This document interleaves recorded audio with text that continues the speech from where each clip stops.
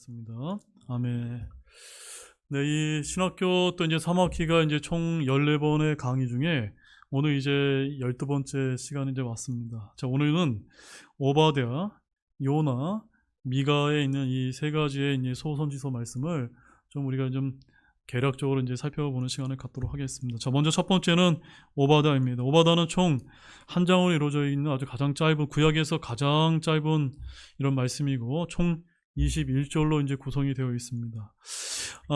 원래 이제 오바댜라고 하는 이름의 뜻은 종이라는 이제 이름의 뜻을 갖고 있어서 한마디로 말해서 주님의 종이라는 뜻으로 주님을 예배하는 자 또는 주님을 섬기는 사람이라고 하는 이런 이제 의미를 이제 가지고 있습니다.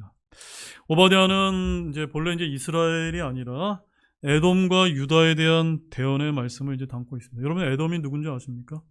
에돔의 조상이 에서거든요. 그래서 사실은 이 에돔과 유다 하게 되면 원래 어떤 관계입니까? 원래 이제 먼 조상으로 가면 이제 쌍둥이 형제 관계라고 이제 보시면 되는 겁니다. 그래서 이제 오늘 이 말씀은 주로 에돔에 대한 이런 대언의 말씀을 이 오바댜가 전하고 있는 말씀이다라고 여러분 이제 그렇게 이해하시면 되겠습니다. 그래서 이 오바댜에 나오는 대언 중에 상당 부분은 이미 예레미야서에서 이미 언급된 것들이 많이 있습니다. 자, 오바댜는 다른 대언사들과 마찬가지로 이 말씀도 교리적으로 주의 재림과 천년왕국에 있을 이들에 대한 대언의 내용들이 이제 담겨져 있습니다. 그래서 시기는 BC 586년 예루살렘에 바빌론이 쳐들어와 폐허가 된 후에 이제 기록된 것으로 이제 보입니다. 자, 두 번째는 오바댜의 이제 중심 메시지인데, 자, 오바댜는 이스라엘의 원수 중에 하나인 에돔에 대해 대언하면서 에돔 사람들이 이스라엘의 대적들과 연합을 해서 예루살렘의 약탈에 이제 가담했던 이전 상황을 이제 언급을 이제 하고 있습니다. 자, 역사적으로 볼 때 에돔은 이집트를 이제 이스라엘이 탈출하게 될 때 자기 영토를 지나가지 못하도록 이제 싸움을 걸은 적이 있었고, 또한 아하스 왕 시절에는 유다가 베가와 르신의 공격을 받을 때 유다에 침입을 해서 주민들을 포로로 이제 잡아갔고, 또한 느부갓네살이 예루살렘을 파괴했을 때는 기뻐서 소리를 이제 질렀다라고 이제 그렇게 이제 말씀하고 있습니다. 그래서 오바댜는 전반부에서는 야곱의 자손을 대적하는 에돔에 대한 하나님의 심판을 이제 선언하는 내용이 담겨 있고, 후반부에 가서 이제 이스라엘의 구원과 최종 회복을 예고하는 아주 예언하는 아주 간단한 이제 구조로 이제 기록이 되어 있고, 핵심 어휘는 보응입니다. 방금 전에 우리가 읽었던 오바댜 15절 말씀을 다시 한번 읽어보게 되면, 주의 날이 모든 이교도들 위에 가까이 왔도다. 내가 행한 대로 내게 이루어지리니 너에 대한 보응이 내 머리로 돌아가리라. 여기 너는 누구를 가리키는 겁니까? 에돔을 이제 가리키는 겁니다. 에돔이 바로 유다 민족에게 행한 그 보응이 누구의 머리로 돌아간다고요?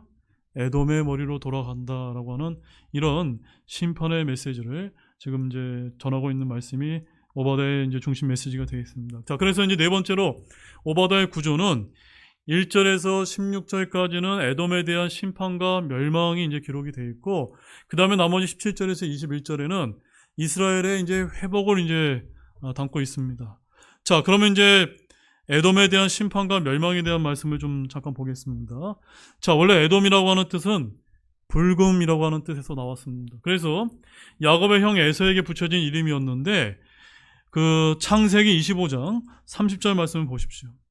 창세기 25장 30절 말씀에 가보면 이렇게 이제 기록이 되어 있습니다. 함께 읽어보겠습니다.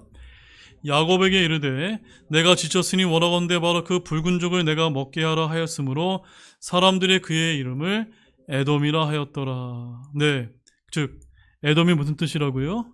붉음이라는 뜻으로 이 에서가 붉은 죽을 먹기 위해서 장자권을 이제 팔았기 때문에 이와 같은 이제 이름이 이제 붙여지게 된 것입니다. 이처럼 이 에돔 족속은 에서에게서 나온 족속으로 그들은 세일산이라고 하는 굉장히 이제 고산지대에 이제 살고 있었습니다.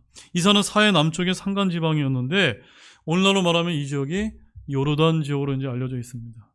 세일은 털이 많은 거친이라는 이 뜻을 갖고 있는데, 에서가 창세기 27장 11절 말씀에 가보면 그 다른 쌍둥이 형제에 비해서 털이 많은 형제로 이제 성경에 이제 묘사하고 있지 않습니까?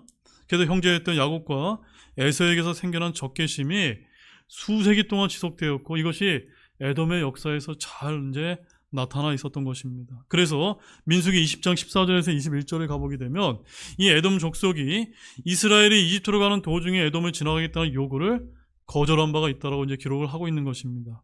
이런 에돔은 예수님이 오시기 전에 한 국가로서의 주체성을 이제 잃게 되고 AD 70년 역사 속에서 사라져 버리게 된 것입니다.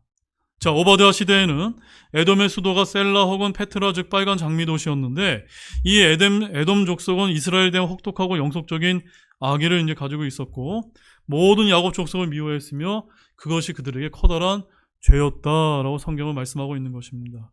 자, 우리 10절에서 14절 말씀 같이 한번 읽어보겠습니다. 내가 내 형제 야곱에게 행한 폭력으로 인해 수치가 너를 덮겠고 내가 영원히 끊어지리라. 내가 저쪽에 서 있던 날 곧 타국인들이 그의 군대를 포로로 사로잡아가며 외국인들이 그의 성문들로 들어가 예루살렘을 두고 제비를 뽑던 날에 참으로 너도 그들 중에 하나 같았느니라. 그러나 너는 내 형제의 날 곧 그가 낯선 자가 되던 날에 바라만 보지 말았어야 했고 유다 자손이 멸망하던 날에 그들로 인해 기뻐하지 말았어야 했으며 그들이 공경에 처하던 날에 교만히 말하지 말았어야 했느니라. 너는 내 백성이 재난을 당하던 날에 그들의 성문에 들어가지 말았어야 했고 참으로 그들이 재난을 당하던 날에 그들의 고통을 바라만 보지 말았어야 했으며 그들이 재난을 당하던 날에 그들의 재물에 손을 대지 말았어야 했고 십자로에 서서 그에게 속한 자들 중에서 도망한 자들을 끊지 말았어야 했으며 그들이 공경에 처하던 날에 그에게 속한 자들 중에 남아있는 자들을 넘겨주지 말았어야 했느니라. 자, 말씀은 좀 길었지만 이 말씀의 핵심 내용이 뭡니까? 예, 뭘 지금 하나님께서 말씀해주고 있는 것입니까?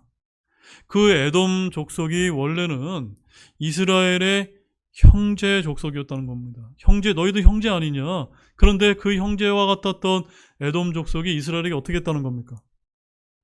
비웃고 조롱하고 돕지 않고 오히려 멸망을 당할 때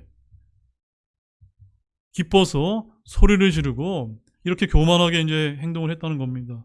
그래서 바로 이러한 범죄 때문에, 이러한 이스라엘에 대한 그들의 범죄 때문에 오늘 이 오바댜에서는 하나님의 심판이 경고 이제 하고 있는 것입니다. 그 말씀이 이제 15절 말씀에 나와 있는 겁니다.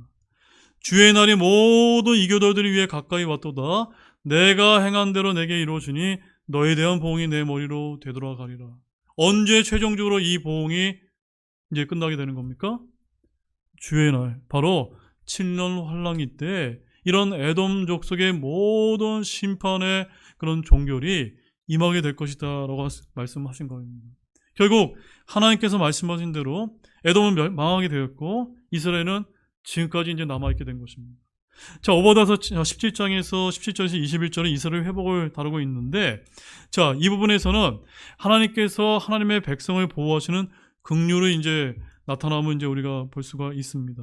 자, 그래서 에서는 에돔이라는 이제 국가로 이제 불리고 있고 야곱은 이스라엘이라는 이제 국가로 불리고 있는데 바로 에서는 교만적이고 반역적인 데 반면에 야곱은 선택을 받았고 하나님의 구별을 이제 받은 이런 민족적인 특성을 이제 갖고 있습니다. 그래서 세속 역사는 오바댜서 13절에서 말하는 것처럼 에돔이 예루살렘 멸망을 위해 바빌론을 도운 지 5년 만에 이루어지게 되었다고 기록하고 있습니다.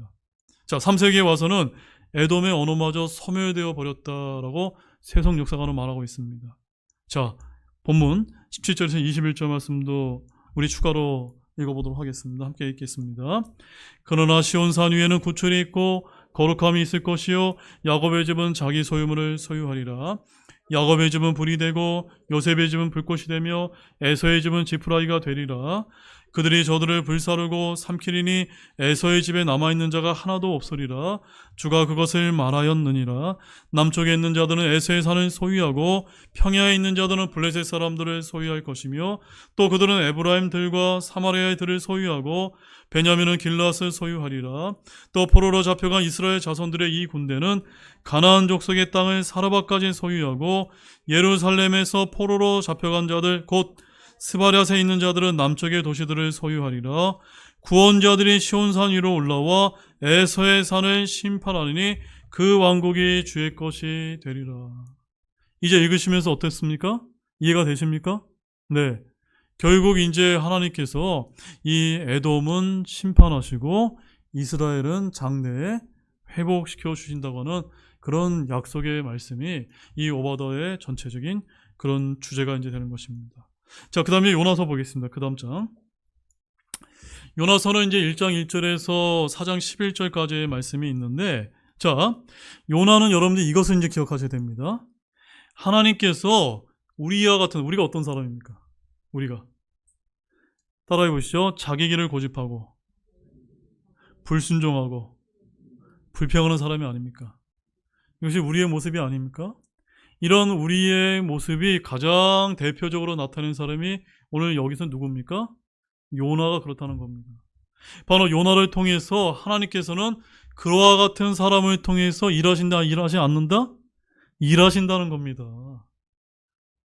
신실하고 거룩하고 그런 사람들만을 통해서만 일하는 것이 아니라 때로는 내가 불성실하고 불평하고 좀 하나님 말씀을 거역한다 할지라도 하나님께서 그와 같은 사람들을 통해서도 섭리 가운데 일하시는 분이라는 겁니다. 여러분 이것을 믿으십니까? 이것을 믿으셔야 되는 겁니다. 요나가 사실의 기록이라면 그것은 하나님에 대한 뚜렷한 계시 중에 하나입니다. 반면에 이것이 허구라면 권위를 이제 전혀 갖지 못할 거죠. 왜 이런 얘기를 하냐면 수많은 사람들이 요나가 고래 뱃속에 들어갔다가 살아나온 이야기가 뭐라고 믿는 겁니까? 허구라고 믿지 않습니까? 오늘날 자유주의 신학자들이 그런 요나의 그런 부활 사건을 믿지 않는 사람들이 얼마나 많은지 모릅니다. 우리처럼 성경적으로 믿지 않습니다. 그래서 요나의 교훈과 이 책의 문자적인 해석은 절대적일 수밖에 없다는 것을 여러분 믿으시기 바랍니다. 왜냐하면 성경의 본질과 예수님의 말씀이 바로 여기에 걸려있기 때문입니다. 제가 오늘 뭐 오바댜도 있고 요나서도 있고 그 다음에 이제 우리가 이제 나훔서도 미가서도 보겠지만 그 어떤 말씀보다도 이 요나서가 정말 중요합니다. 자, 요나는 실제 인물이었습니다. 왜냐하면 열왕기하 14장 25절에서도 이제 기록이 되어 있고 요나서 1장 1절에도 이제 기록이 되어 있습니다. 따라서 오늘날 요나서를 환상이라고 말하는 사람은 초자연적인 것을 믿을 수 없다고 주장하는 현대 비평주의자들에 불과하다는 것을 여러분 아시기 바랍니다. 자, 두 번째로 요나서의 저자입니다. 자, 요나라고 하는 이름의 뜻은 비둘기라고 하는 그런 뜻을 갖고 있습니다. 그래서 그의 고향이 열왕기하 14장 25절 말씀에 가보게 되면 이렇게 기록되어 있습니다. 주 이스라엘 하나님께서 자신의 종 가드 헤벨 사람 아미떼의 아들 대언자 요나의 손으로 친히 하신 말씀대로라고 해서 요나가 어디 사람입니까? 가드 헤벨 사람인데 이 가드 헤벨이라는 것은 예수님의 고향인 나사렛으로부터 약 한 5km 떨어진 곳이었다고 합니다. 또한 요나는 성경에서 가장 특이한 대언자 중에 하나인데 왜 특이할까요, 여러분? 원래 대언자 그러면 어떤 사람입니까? 하나님의 말씀대로 신실하게 순종하는 사람이 하나님의 대언자 아닙니까? 그런데 이 요나는 어떤 사람입니까? 죽기까지 순종하는 사람이 아니라 주의 부르심과 사역을 거부하고 자기의 길을 걸어갔던 그런 불순종했던 그런 대언자의 대명사가 바로 요나가 아닙니까? 그래서 요나는 불순종, 거역, 반역하는 주의 사역자의 상징처럼 사용되는 인물이라는 점입니다. 요나는 자기 민족이 아닌 이방 민족인 아시리아의 수도 니느웨를 위해 선교사로 파송을 받지 않았습니까? 자, 그래서 요나의 목적은 잘 기억하십시오. 이방인들의 구원자 예수 그리스도를 선포하는 것에 있다는 것을 아시기 바랍니다. 왜 이런 얘기를 할까요? 예수님께서 이렇게 말씀하셨기 때문입니다. 주님은 요나의 표적을 자신의 죽음과 부활에 문자 그대로 적용하셨기 때문입니다. 자, 마태복음 12장 39절 예수님의 말씀을 함께 한번 읽어보겠습니다. 그분께서 그들에게 응답하여 이르시되 악하고 음란한 세대가 표적을 구하지만 대언자 요나의 표적 외에는 내가 아무 표적도 그 세대에게 주지 아니하리라. 이거 누가 하신 얘기입니까? 예수님께서 친히 하신 얘기인데 예수님께서 어떤 걸 강조하셨습니까? 요나의 표적밖에 없다. 왜 이런 말씀을 하셨을까요? 바로 요나의 표적이 예수님의 죽음과 부활을 증거하는 그런 표적이 되기 때문인 것입니다. 자, 요나는 주님의 명령을 받았을 때 주님의 명령을 피해서 다시스로 가는 그런 배를 타고 도망을 갔습니다. 그래서 요나는 하나님께 두 번이나 일어나 가라 선포하는 명령을 받았음에도 요나는 그 말씀을 거부하고 도망을 가다가 다시 이제 죽음과 부활을 경험한 뒤에 이제 요나의 표적이라고 하는 이런 실행을 하게 되는 것입니다. 그래서 그는 어떤 대언자보다 예수 그리스도의 구속과 구원 사역을 구체적이고도 정확하게 예표한 인물이라고 이제 볼 수가 있습니다. 주님의 표적을 구하는 악하고 음란한 세대에게 다른 표적을 보여주지 아니하실지라도 주님께서는 어떤 표적을 보여주십니까? 요나의 표적만 보여주시는 것입니다. 요나는 참 특이하게도 회심자를 원하지 않았던 유일한 선포자였다는 사실 여러분 알고 계십니까? 이게 말이 됩니까? 네. 그는 자신의 말씀 선포를 통해 죄인들의 회개와 구원을 원하지 않고 제발 열매가 없기를 바랬다는 점입니다. 그리고 이방 죄인들이 심판받아 멸망하기를 바랬습니다. 왜 그랬습니까? 그 아시리아 니느웨가 누구의 원수였습니까? 이스라엘의 원수였기 때문에 저들에게 가서 복음을 전하라고 하는 하나님의 심판의 메시지 전하는 하나님의 이 명령이 이 요나는 너무나 이제 자기는 그게 싫었던 겁니다. 그래서 여러분 이거 아십니까? 요나가 선포한 말씀은 긴 설교가 아니라 가장 짧은 8단에 불과했다는 거. 자, 우리 함께 읽어보겠습니다. 요나서 3장 4절 말씀입니다. 요나가 그 도시로 들어가 하룻길을 다니기 시작하여 외쳐 이르되 이제 40일이 지나면 니느웨가 뒤덮어지리라. 자, 어떨 때는요 제가 이 요나가 좀 부러울 때가 있습니다. 저는 이 강단에서 어떨 때는 30분 40분 설교를 해야 여러분들에게 이제 설득이 되어질 때가 있는데 요나는 어땠습니까? 한 문장밖에 안 돼요. 이제 40일이 지나면 니느웨가 뒤덮어집니다. 이 한마디 했는데 어떻게 됐죠? 니느웨 도시가 다 회개해버리는 아주 능력 있는 이런 사역자로 쓰임받지 않았습니까? 아마도 요나는 하나님의 말씀을 받아 전한 대언자들 중에 가장 짧은 말씀을 받아 선포한 대언자라고 불러도 될 것입니다.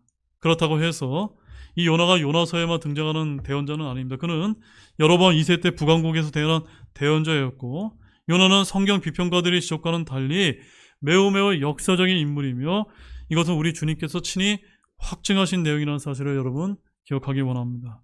자, 세 번째는 요나서의 중심 메시지입니다. 중심 메시지는 정말 간단합니다.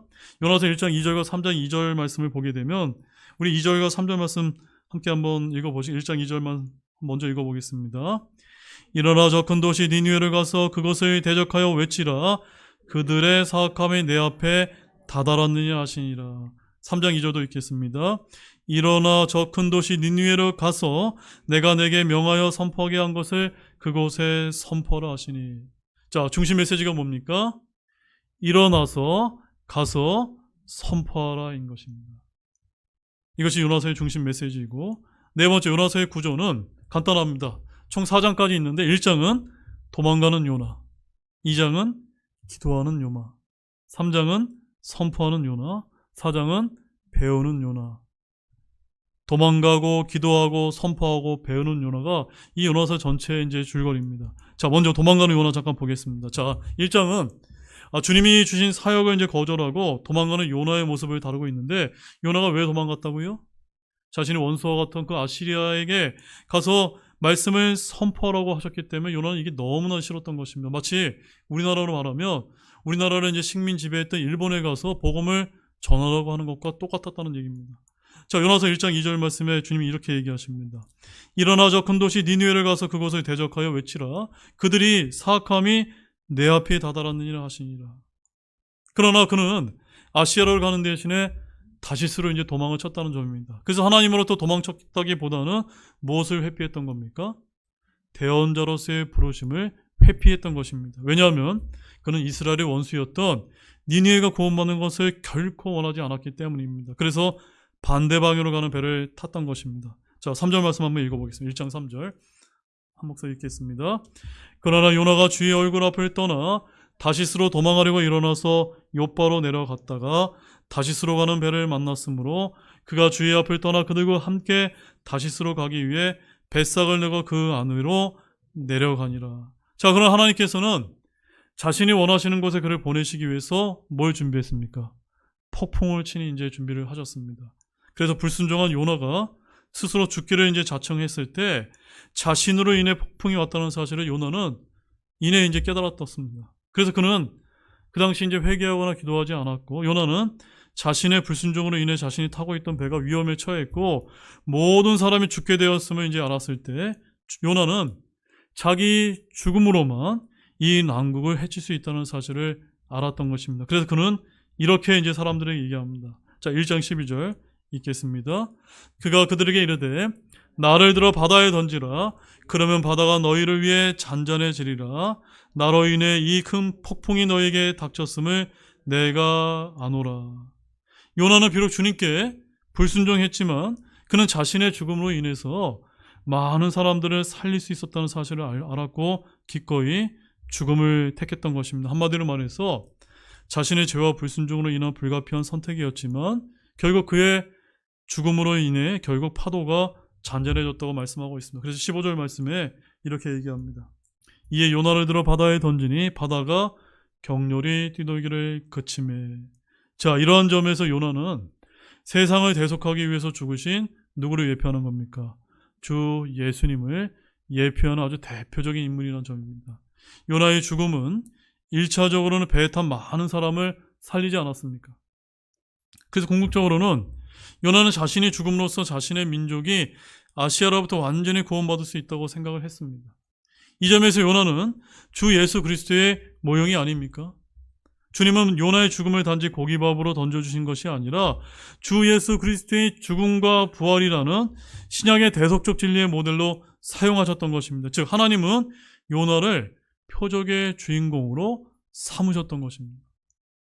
그런데 이제 요나는 징벌이 아니라 보존을 위해서 마태복음 12장 40절 말씀에 가보면 준비된 큰 물고기 뱃속에 들어가게 되었다라고 오늘 요나서에는 기록하고 있는데 여기서 주님이 준비하신 큰 물고기가 뭔지 아십니까? 고래였다라고 말씀하고 있는 것입니다. 자, 요나서 1장 17절 말씀을 읽어보십시오. 함께 읽겠습니다. 그런데 주께서 이미 큰 물고기를 예비하사 요나를 삼키게 하심에 요나가 밤낮으로 사흘 동안 그 물고기 뱃속에 있었더라. 자, 여기 요나서 1장 17절에는 주님께서 뭘 준비하셨다고 기록하고 있습니까? 큰 물고기라고 말씀하고 있습니다. 그런데 예수님이 하신 마태복음 12장 40절 말씀에 가보게 되면 그 큰 물고기가 뭐라고 말씀하시는지 또 한번 확인해 보겠습니다. 요나가 밤낮으로 사흘 동안 고래 뱃속에 있었던 것 같이 그렇게 사람의 아들도 밤낮으로 사흘 동안 땅의 심장부에 있으리라. 그래서 우리와 같이 예수님의 말씀을 믿는 성경대로 믿는 신자들은 그 주님께서 준비한 큰 물고기가 뭐라고 믿습니까? 고래다라고 이렇게 믿고 있지만 오늘날 개역 개정 성경이라든가 아니면 NIV 성경에는 어떻게 기록되어 있는지 아십니까? 여기 보시죠. 마태복음 12장 40절 개역 개정에 뭐라고 되어 있죠? 큰 물고기 뱃속이라고 되어 있고 또 NIV에는 어떻게 되어 있습니까? huge fish라고 되어 있지 않았습니까? 그러니까 예수님이 하신 말씀을 변개시켜 놓은 겁니다. 그래서 오늘날 이제 NIV나 개역 성경을 쓰는 이런 교회에 가보게 되면은 요나가 고래 뱃속에서 살아났다는 사실을 감추고 있다는 점입니다. 자, 그래서 우리가 이런 킹제임스 성경을 통해서 올바른 말씀을 보다 선명하게 발견할 수 있다는 걸로 여러분 아셨으면 좋겠습니다. 그 다음에 이제 기도하는 요나에서 2장에 한번 보겠습니다. 자, 요나는 고래 뱃속에서 회개의 기도를 드렸고 그의 육체는 이제 죽은 상태가 되었는데 자, 요나서 2장 1절에서 2절 말씀을 함께 또한 이어서 읽어보겠습니다. 그때 요나가 물고기 뱃속에서 주작이 하나님께 기도하며 이르되 내가 내 고난으로 인해 주께 부르짖었더니 그분께서 내 말을 들으셨고 내가 지옥의 뱃속에서 부르짖었더니 주께서 내 목소리를 들으셨나이다. 여러분, 지금 요나가 고래 뱃속에서 죽은 채 하고 있었던 것이 아니라 실제로 어떻게 됐습니까? 죽어서 그의 혼은 어디 갔습니까? 지옥에 갔던 것입니다. 땅속 지하세계에 갔던 것입니다. 그래서 우리는 누가복음 16장에 가보게 되면 지옥에 간 부자의 간절한 그 기도가 응답받지 못한 사실을 잘 기억을 하고 있지 않습니까? 하지만 요나의 기도는 주님께서 어떻게 해주셨죠? 받아주셨다는 사실을 우리가 이제 7절에서 이제 발견할 수가 있는 것입니다. 왜냐하면 요나는 지옥을 이제 경험한 다음에 다시 부활했기 때문입니다. 그래서 요나는 죽었을 때 하나님께 서원을 했는데 주님이 다시 살려주시면 제가 니느웨를 가서 주님의 말씀을 선포하겠다라고 이렇게 맹세를 하고 서원을 이제 이행을 했습니다. 자, 10절 말씀 한번 보십시오. 어떻게 이제 되었는가? 9절 말씀 다시 한번 보죠. 2절, 9절 말씀 한번 보십시오. 시작. 나는 감사의 목소리로 주께 희생물을 드리며 내가 서원한 것을 갚겠나이다. 구원은 주께 속하나이다 하니라. 10절. 주께서 그 물고기에서 말씀하시매 그 물고기가 요나를 육지에다 토하여 내니라. 하나님께서 왜 살려주셨습니까? 요나가 회개기도하고 하나님의 명령을 거부했었는데 이제 내가 하나님의 명령대로 니느웨에 가서 전하겠습니다라고 했을 때 그때 하나님께서 살려주셨다라고 말씀을 하고 있는 것이 이제 요나서의 2장의 이제 핵심 내용이 되는 것입니다. 그래서 우리가 여기서 얻을 수 있는 교훈은 무엇이냐? 한번 따라해 보시죠. 회개는 죽은 자를 살린다. 믿습니까? 네, 회개는 죽은 자를 살린다는 것을 믿으시기 바랍니다. 우리가 회개할 때 죽은 영이 살아나고 회개할 때 믿음이 살아나게 되는 겁니다. 자, 이제 요나서 3장에 선포하는 요나 좀 보겠습니다. 자, 이제 하나님께서 요나에게 다시 한번 이제 두 번째로 사명을 주셨습니다. 자, 3장 1절과 2절 말씀을 함께 한번 읽어보겠습니다.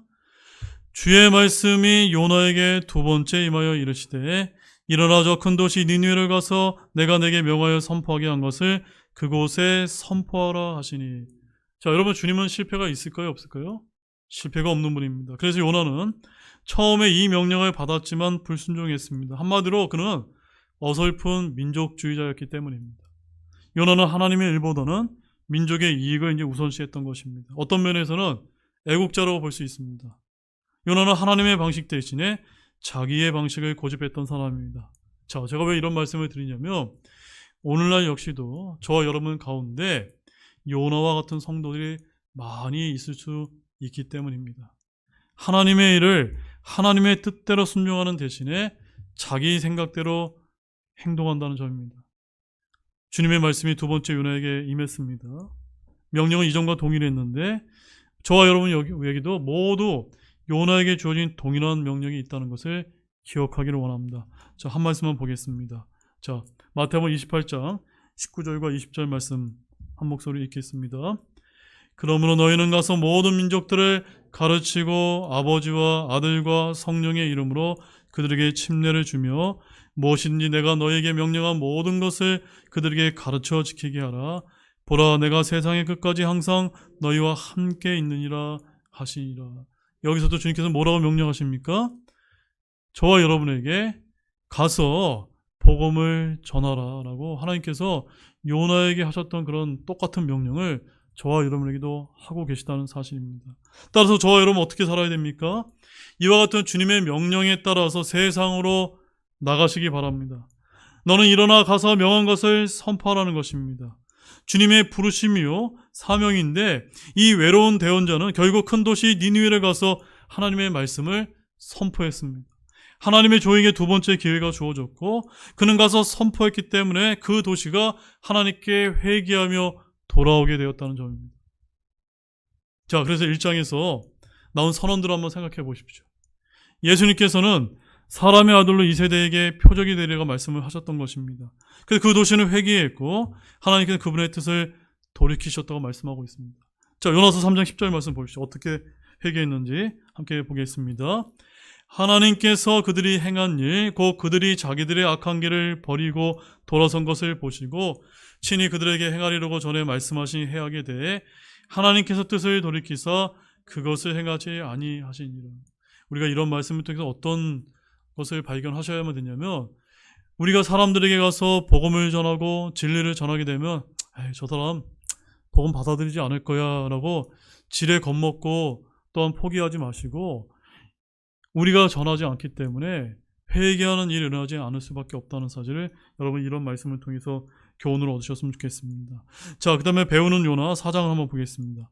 자, 그래서 이제 4장에서는 하나님과 이제 요나가 이제 대화를 하는 장면이 나오는데 참 이 요나가 참 특이한 인물입니다. 하나님의 말씀도 불순종했을 뿐만 아니라 가서 전했더니 어떤 일이 벌어졌습니까? 니느웨라는 도시가 회개하는 일이 벌어지면서 하나님의 심판이 일어나지 않자 요나가 어떤 반응을 보입니까? 자기가 되레 이제 화를 내는 것입니다. 그래서 기뻐하지 않고 자기가 선포해서 회개하는 도시를 보고 도리어 화를 내는 이런 이제 말도 안 되는 이런 모습을 보였던 것입니다. 니느웨가 구원을 받으면 이스라엘의 장래가 어둡게 될 것이라고 그가 이렇게 생각을 했었기 때문입니다. 그는 차라리 생명을 거두어 달라고까지 주님께 간청을 할 지경이었습니다. 자, 그 말씀 한번 흥미로운 말씀 한번 보겠습니다. 요나서 4장 1절에서 3절 말씀 함께 읽겠습니다.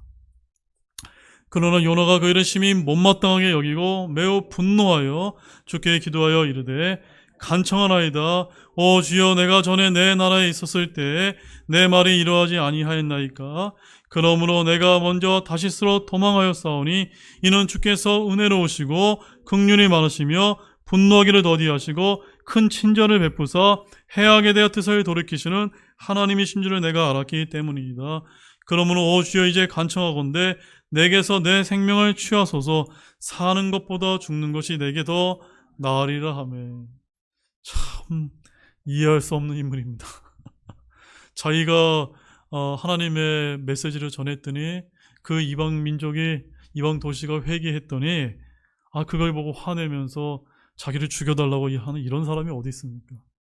그런데요, 어쩌면 저와 여러분의 모습도 이와 같은 모습이 얼마든지 있을 수 있다는 사실을 우리가 교훈으로 얻을 필요가 있는 것입니다. 그런데 요나는 진짜 하나님이 심판하시는지 심판 안 하는지 이제 살펴보려고 나가서 초막을 만들고 그 밑에 그늘에 앉아 있을 때 마침내 그 도시가 어떻게 되는지 보려고 이제 나아가서 기다리고 있었습니다. 자, 그때 하나님께 기다리고 있는 동안에 세 가지를 이제 섭리로 예비하셨는데, 첫 번째가 뭔지 아십니까? 6절에 박 하나, 그 다음에 두 번째는 7절에 벌레 한 마리, 8절에 동풍을 이제 준비하셔서 그 초막을 치워버리셨습니다. 그러자 이제 요나가 스스로 죽기를 구하게 되면서 거기에 대해서 하나님께서 말씀하시러 이 책이 이제 끝이 나게 되는데, 우리 10절과 11절 말씀, 하나님의 마음을 이제 여러분 발견하기를 원합니다. 같이 읽어보겠습니다. 그때 주께서 이르시되 내가 수고하지도 아니하고 자라게도 하지도 아니한 박 곧 하룻밤 사이에 났다가 하룻밤 사이에 없어진 그 박을 내가 불쌍히 여겼거든. 자기의 오른쪽과 왼쪽을 분간할 수 없는 자가 12만 명이 넘고 또 많은 가축이 있는 저 큰 도시 니느웨를 내가 아껴야 하지 아니하겠느냐 하시니라. 여러분, 여기서 하나님의 마음 여러분 발견하셨습니까? 하나님은 이와 같은 분입니다. 저희들은 때때로 우리가 기도하면서 하나님, 왜 저 불법을 저지르는 저 사악한 자들을 처단하지 아니하십니까? 라고 우리가 원망하면서 좌절하면서 하나님께 호소할 때가 얼마나 많습니까? 근데 하나님은 어떠한 분입니까? 하나님이 그러한 불법자여 죄인이라 할지라도 하나님은 어떠하기를 원합니까? 그들이 회개해서 구원받기를 원하신다는 겁니다. 그런 하나님이셨기 때문에 저와 여러분이 지금 이 자리에 나와 있을 수 있다는 사실을 우리가 이 요나서의 말씀을 통해서 깨닫기를 이제 바랍니다. 자, 마지막 10번째로 표적으로서의 요나인데, 자, 첫 번째, 요나는 바로 이스라엘 역사의 그림자라는 것을 보여주는 것입니다. 여러분, 이스라엘이 어떤 나라입니까? 이스라엘 그의 고국으로부터 다른 이방인 되기를 피하게 되고 주께 부르짖게 되고 다른 나라를 싫어했는데 이 모든 것이 요나에게서 보여주고 있다는 점입니다.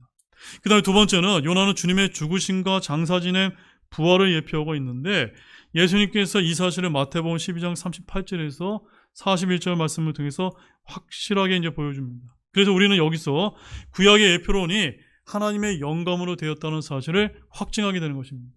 그 다음에 세 번째로는 요나는 그리스도의 표상이라는 사실입니다. 자, 마지막 말씀 누가복음 11장 29절 30절 함께 읽겠습니다.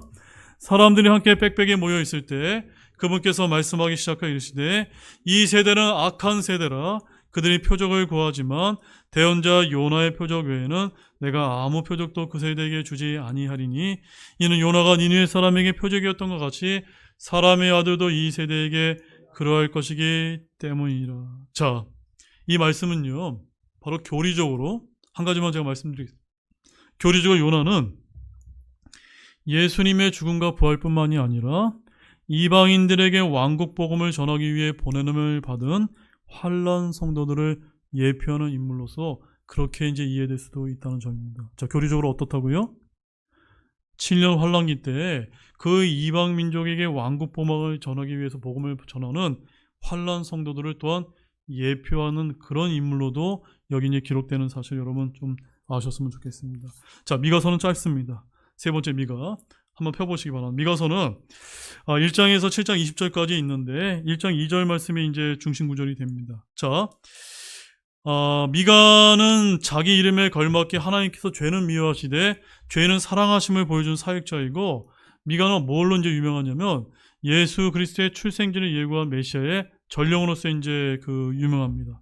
자, 미가는 어떤 이름의 뜻을 갖고 있냐면 주와 같은 분은 누구신가라고 하는 이런 이제 뜻을 가지고 있는데, 가끔 북왕국 이스라엘과 그 나라의 수도 사마리아를 포함시키긴 했지만 주로 남왕국 유다에서 하나님의 말씀을 외친 그런 대언자였음을 우리가 알 수가 있습니다. 자, 미가의 중심 메시지 잠깐 간략하게 말씀드리겠습니다. 자, 대언자 미가 시대에는 아시리아의 사네립 왕이 군대를 이끌고 남왕국 유다의 북부와 서부로 진격해 와서 예루살렘을 포위했지만 함락하지 못하는 일이 이제 발생했습니다. 그 당시 아시리아는 이집트와 예루살렘을 제외한 근동의 대다수 국가들을 정복하고 속국으로 삼아서 매년 공물을 이제 바치게 했습니다. 자, 이때는 특히 농민들과 지방 주민들에게 환란과 불안과 시련의 시대였는데, 그 이유는 군인들이 작은 마을들을 침략하여 거주민들을 노예로 삼는 횡포를 이제 저질렀기 때문입니다. 또한 그 이스라엘과 유다 두 왕국에서는 악행을 저지르는 관원들과 부자들과 또 이를 묵인하는 제사장들과 또한 대언자들이 큰 도시들의 튼튼한 요새에서 안정을 누리며 가난한 사람을 억압을 이제 했었다고 말씀하고 있습니다. 그러므로 그 당시 농민들의 삶은 어땠을까요?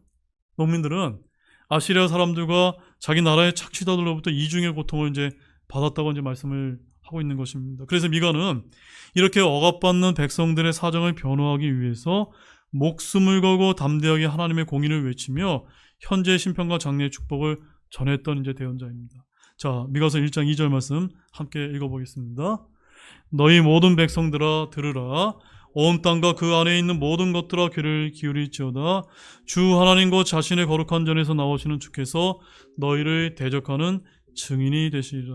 자, 미가서는 7장까지 있는데 1장에서 3장까지는 선포된 심판, 그 다음에 4장에서 5장까지는 약속된 축복, 그 다음에 6장에서 7장에는 회개를 권면하는 내용이 나옵니다. 자, 먼저 1장에서 3장만 잠깐 보겠습니다. 주께서는 심판의 막대기를 누구를 사용하셨을까요?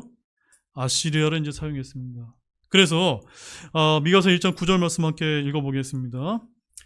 이는 그것이 유다에 다다랐고 그가 내 백성의 성문에까지 곧 예루살렘에까지 왔으므로 그녀의 상처가 치유될 수 없기 때문이라. 그것이 뭘 뜻할까요? 그것이 주님께서 막대기로, 이스라엘을 치는 막대기를 사용한 아시리아였다는 것입니다. 그래서 미가서 이제 1장 10절에서 16절 말씀 한번 여러분들이 펴보시게 되면은 거기에 이제 나타난 도시들은 다 미가가 자랐던 그 작은 도시들을 가리키고 있습니다. 자, 어떤 도시들이 있습니까? 10절 말씀 보십시오. 가드가 나옵니다. 그 다음에 11절에 사빌, 그 다음에 12절에 마롯, 13절에는 라기스 거주민, 그 다음에 14절에는 또 모레셋 가드, 또 15절에 마레셋 거주민, 이런 도시들이 다 미가가 자라났던 작은 이제 도시들이었고, 그 다음에 미가서 2장과 3장에 있는 말씀을 보게 되면 야곱의 족속에 임한 심판이 이제 자세히 이제 기록이 되어 있습니다. 2장 7절 말씀 보십시오. 함께 읽어보겠습니다. 오, 너 곧 야곱의 집이라는 이름을 가진 자야, 주의 영이 제약을 받게 되었느냐? 이것들이 그가 행할 바냐? 내 말들이 올바르게 걷는 자에게 선을 행하지 아니하느냐라고 이렇게 심판이 선포되었고, 그 다음 미가서 3장 1절 말씀 보십시오. 또 내가 말하였노라. 오 야곱의 우두머리들아, 이스라엘 집의 통치자들아, 원어건대 너희는 들으라. 너희가 판단의 공의를 알아야 하지 아니하겠니. 아까 제가 중심 메시지 뭐라고 말씀드렸습니까? 아시리아 군대만 이스라엘을 괴롭힌 것이 아니라 누구도 괴롭혔다고요? 이스라엘의 통치자들, 제사장들, 거짓 대언자들이 백성들을 착취하고 억압을 하고 괴롭혔다고 이렇게 하나님께서는 말씀을 이제 하고 계신 것입니다. 자, 미가서 4장과 5장을 보겠습니다. 자, 미가서 4장, 5장에 보게 되면 여러분 4장의 그 소제목을 한번 보십시오. 거기 뭐라고 쓰여 있습니까? 마지막 때 주께서 시온에서 통치하심. 6절 소제목 보십시오. 시온의 미래의 승리. 자, 소제목만 봐도 우리가 이 4장에 있는 말씀이 어떻다는 걸 알 수가 있습니까? 바로 장래의 왕국, 즉 마지막 때에 주께서 시온에서 통치한다는 것을 볼 수가 있고, 그 다음 5장의 소제목을 보시죠. 5장의 소제목은 뭐라고 쓰여 있습니까?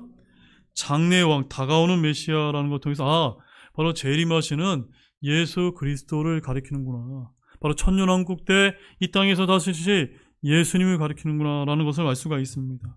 자, 2500년 전에 히브리 대언자가 오늘날에 우리들에게 앞으로 일어날 할 일들을 말해주었다고 생각하면 참으로 놀라지 않을 수가 없습니다. 자, 4장과 5장은 미래에 되어질 일이며 천년왕국을 계속해서 기다리고 있음을 보여주는데, 자, 미가서 4장 1절 말씀을 보면 거기에 그러나 마지막 날들에 라고 영어로는 in the last days라는 말을 유념을 하시기 바랍니다.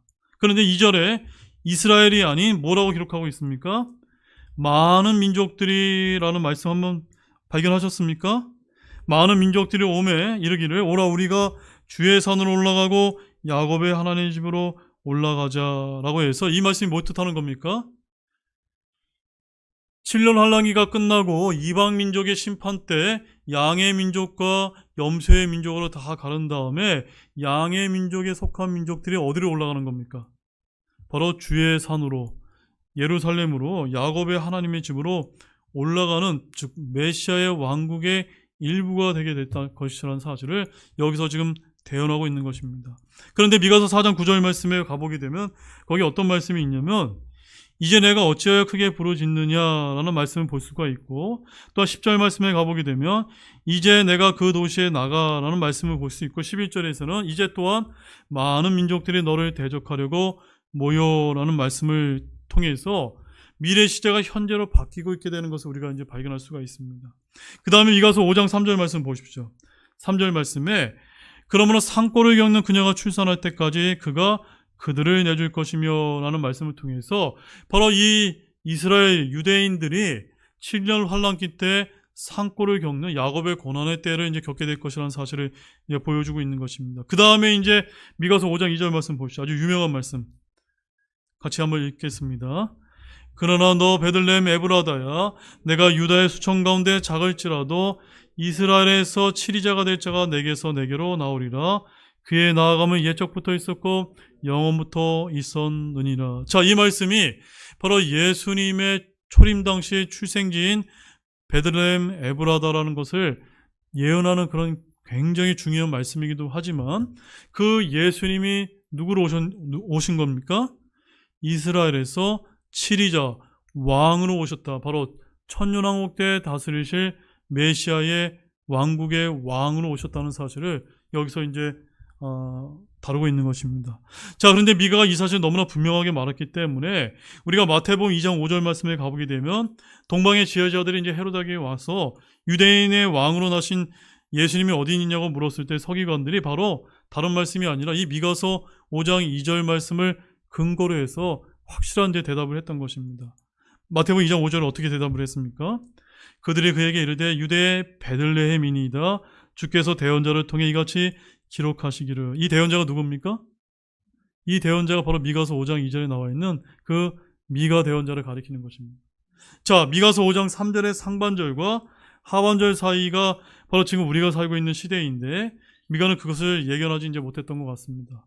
나머지 부분은 미래에 있을 왕국 시대를 이제 보여주고 있다는 점입니다. 자, 이제 미가서 6장에서 7장 거의 다 끝났습니다. 자, 이 6장에서 7장은 주님과 백성과의 대화 형식으로 이제 기록이 되어 있는데 이 변론의 최고 정점이 미가서 6장 8절에 이제 기록되어 있습니다. 8절 한번 읽어보시죠. 함께 읽겠습니다. 오 사람아, 그분께서 무엇이 선한 것인지 내게 보이셨느니 주께서 내게 요구하시는 것은 오직 의롭게 행하며 긍휼을 사랑하고 겸손하며 내 하나님과 함께 걷는 것이 아니냐. 세 가지가 뭡니까? 요구하시는 거, 의롭게 행하고 긍휼을 사랑하고 겸손하게 하나님과 함께 동행하는 것을 말합니다. 바로 주님께서는 저와 여러분에게도 동일하게 이것을 이제 요구하신다는 것을 아시기 바랍니다. 이렇게 하나님께서는 이것만을 원하시면서 긍휼하시고 또 우리를 용서하시는 분이신데, 우리 마지막 말씀으로 미가서 7장 18절 19절 말씀 함께 또 읽어보겠습니다. 누가 주와 같은 신이니까? 주께서는 불법을 용서하시며 자신의 상속 백성 중 남은 자의 범법을 지나치시나이다. 그분께서는 긍휼을 기뻐하심으로 자신의 분노를 영원토록 품지 아니하시는도다. 그분께서 다시 돌아서시고 우리를 불쌍히 여기시며 우리 불법들을 짓밟으시리니 주께서 그들의 모든 죄들 바다의 깊음들 속에 던지시리이다. 참 감사하지 않습니까? 우리 하나님께서는 이와 같이 바다와 같이 넓은, 아니 우주와 같이 넓은 이런 긍휼과 사랑을 이제 갖고 계신 분이라는 사실을 여러분 아시길 바랍니다. 자, 이제 7번째로 미가서의 흥미로운 점만 좀 설명을 드리고 이제 말씀을 이제 마치겠습니다. 자, 미가서에는 6개의 특별한 예언이 역사에 그대로 이제 나타나는데, 자, 미가서 1장 6절에서 7절 말씀에 가보게 되면 BC 722년에 사마리아의 멸망한 일이 이제 기록이 되어 있고, 그 다음에 이제 미가서 1장 9절에서 16절에는 바로 BC 702년에 유다의 침공을 기록하고 있습니다. 그 다음에 이제 미가서 3장 12절과 7장 13절에는 BC 586년에 예루살렘의 멸망을 이제 담고 있고, 그 다음 미가서 4장 10절에는 BC 586년 바벨론의 포로로 사로잡혀간 그 일을 기록하고 있습니다. 그 다음에 미가서 4장 1절에서 8절, 7장 11절, 14절, 17절에는 포로에서 돌아온 그런 말씀이 또 기록되어 있습니다. 그 다음에 미가서 5장 2절에는 그 유명한 베들레헴에서 예수님이 탄생하신 이런 역사적인 사실이 바로 이 예언이 그대로 기록되어 있고 그대로 이루어졌음을 우리는 이제 알 수가 있습니다. 자, 이제 복습을 한번 해보겠습니다. 자, 첫 번째, 에돔 족속의 기원에 대해서 말해보시기 바랍니다. 에돔 족속이 어디입니까? 에서거, 그 에돔이라는 뜻이 어떤 의미를 가졌죠? 붉은이라고 해서 그 붉은 죽을 이제 먹기 위해서 장자권을 팔았던 그 에서에게서 나온 족속이 에돔 족속입니다. 그 다음에 오바다의 중심 메시지와 구조 기억나십니까? 중심 메시지는 누구에게 보응을 내리십니까? 바로 그 형제와 같았던 그 이스라엘을 형제로서 이제 대우하지 않았던 그 에돔 족속에게 보응이 임하게 하는 그런 메시지가 담겨 있습니다. 자, 세 번째로 요나는 사실을 기록한 책이 맞습니까? 네, 아멘이시죠? 그 다음에 네 번째로 요나가 도망친 이유가 뭐 때문입니까? 네, 하나님의 그 부르심을 받고 원수가 떴던 그 이방 민족에게 선포하는 게 너무 싫었기 때문에 도망가지 않았습니까? 그 다음에 다섯 번째로 요나, 예수님의 말씀에 따르면 요나가 상징하는 것이 무엇이었습니까? 바로 예수님의 죽음과 부활을 상징하는 그런 요나의 표적으로 이제 사용되셨습니다. 그 다음에 여섯 번째, 미가의 중심 메시지와 구조는 무엇이었습니까? 네. 메시지, 중심 메시지. 다시 한번 볼까요? 중심 메시지. 잘 생각이 안 나십니까? 네.